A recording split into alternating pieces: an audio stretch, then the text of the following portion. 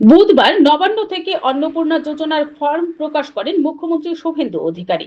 সঙ্গে ছিলেন পুরমন্ত্রী অগ্নিমিত্রা পাল, মুখ্য সচিব, অর্থ সচিবের নেতৃত্ব, জেলা শাসক, বিডিও ও পৌর কমিশনার। তিনি এদিন বলে প্রায় 30 লক্ষ ভুয়ো অ্যাকাউন্টে ঢুকছিল টাকা। শুধু অনুপ্রবেশকারীরাই নন, বহু পুরুষের অ্যাকাউন্টেও টাকা ঢুকেছিল। এদিন মুখ্যমন্ত্রী স্পষ্ট ভাষায় জানিয়ে দেন, শুধু রাষ্ট্রবাদী ভারতীয় মহিলারাই পাবেন এই টাকা, কোনো রাকিবুল নন।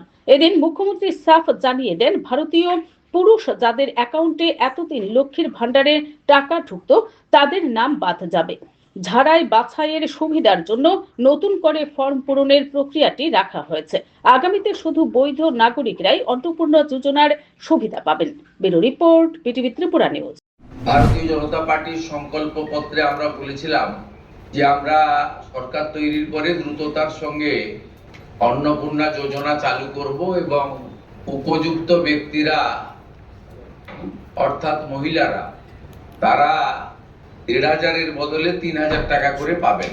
প্রথম ক্যাবিনেটে এটা মঞ্জুরি দেওয়া হয়েছে এবং আমাদের প্রাথমিক ধারণা ছিল যে লক্ষ্মীর ভান্ডারের প্রাপকদের তালিকাটা ভেরিফাইড, কিন্তু আমরা ভুরি অভিযোগ পেয়েছি যে ভোটার তালিকা থেকে নাম বাদ গেছে, স্থায়ীভাবে নাম বাদ গেছে এবং ট্রাইব্যুনালে বা সিএ তে অ্যাপ্লিকেশন করেননি এমন অন্তত 30 লক্ষের কাছাকাছি তারাও লক্ষ্মীর ভান্ডারের টাকা পাচ্ছে।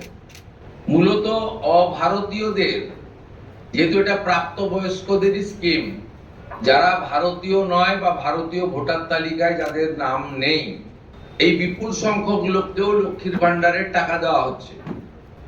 যারা উপযুক্ত এবং যারা এই অর্থ পেয়ে আর্থিক নিরাপত্তা পান, কেবলমাত্র তাদের জন্যই এই স্কিম বা অর্থ দেওয়া উচিত বলে আমাদের বর্তমান মন্ত্রিসভা মনে করে।